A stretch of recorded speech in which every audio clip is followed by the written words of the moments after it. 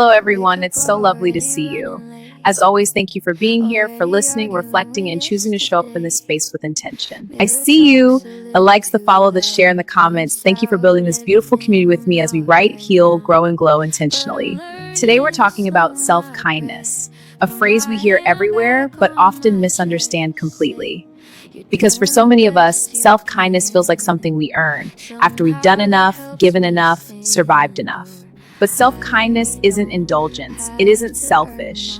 And it isn't avoiding responsibility. Self-kindness is how you treat yourself when things don't go to plan.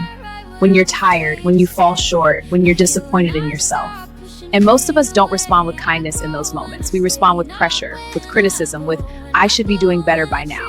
Let me tell you a simple, familiar story. Someone, maybe you, misses a deadline, or forgets something important, or doesn't show up as their best self one day. And immediately the inner voice starts, you always mess things up. Why can't you get it together? You should have handled this better. Now here's the question this episode invites you to ask. Would you speak to someone you love this way? Because self-kindness doesn't mean pretending it didn't matter. It means responding without cruelty. Self-kindness means holding yourself accountable without shaming yourself. It means saying, this was hard. I'm human. What do I need right now?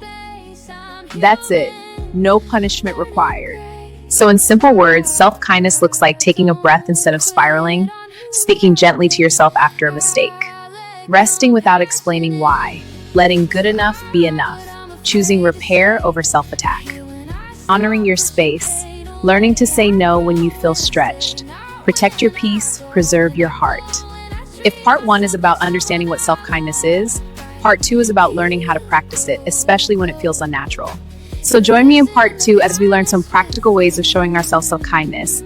Follow me on my page, watch the videos, and share with loved ones. Visit my website, check out the resources, and order your copy of The Kindness Within today.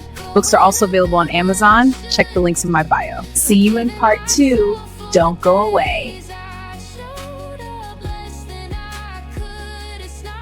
If you were with me earlier in part one, welcome back. And if you're just joining now, you're right on time. So why is self-kindness so difficult? Is it because many of us were taught that being hard on ourselves keeps us safe? But research and lived experience tell us the opposite. Kindness doesn't make us weaker, it makes us more resilient. I want to offer you a few gentle practices you can actually try this week. Number one, change the inner language. When you notice self-criticism, pause and ask, what would I say to someone I love right now? Then say that to yourself, even if it feels awkward. Number two, name feeling without judgment. Instead of fixing, explaining, or minimizing, try simply naming it. You are okay to say, I feel overwhelmed, I feel tired, I feel disappointed. Naming without judging is an act of kindness. Number three, offer yourself one small comfort. Self-kindness doesn't require a big solution. It can look like a glass of water or stepping outside. Putting your phone down, saying no to one thing, going to bed earlier. Small comforts count. End each day with gratitude for yourself. Write one sentence starting with, I'm proud of myself for. Speak life over yourself. Affirmations aren't vanity, they're truth reminders. Treat your body kindly. Feed it well, move it joyfully, rest it fully. Forgive yourself often, not because you're weak, but because grace heals what shame cannot. From a faith perspective, self-kindness is deeply aligned with how God sees us. Love your neighbor as yourself. It's impossible to love others well if you're cruel to your own soul. When you treat yourself with mercy, you're echoing divine love. The kind of love that forgives, nurtures, and restores. We forget that kindness is not a reward for perfection.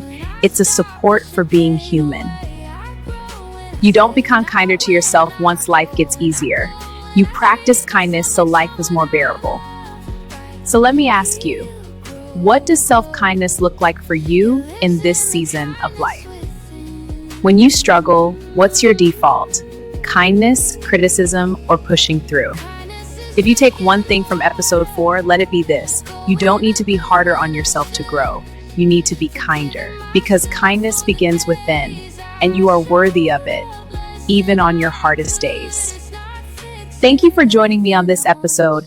Next week, I'll be sharing a story about The weight of the backpack. We often carry unseen burdens without realizing how heavy they are and how much lighter life can feel when we finally let something go. Join me next week as we unpack this backpack together. Until then, visit my website, share, like, and follow me as we grow this beautiful community together. Don't quit on who I've been. I let compassion in. So I write what I'm afraid to say. I heal when I stop pushing pain away. I grow when I stay, not when I go. And I glow when I treat myself like someone I love. Right, heal, grow, glow. It lives in the kindness within. Kindness is drinking the water, going to bed when I should, forgiving myself for the days I showed up less than I could. It's not fixing everything at once, it's staying when I wanna run, saying you're still worthy even when you've come undone. Write it out, no filter, no fear. Heal it slow, stay right here. Grow in truth, not compare it.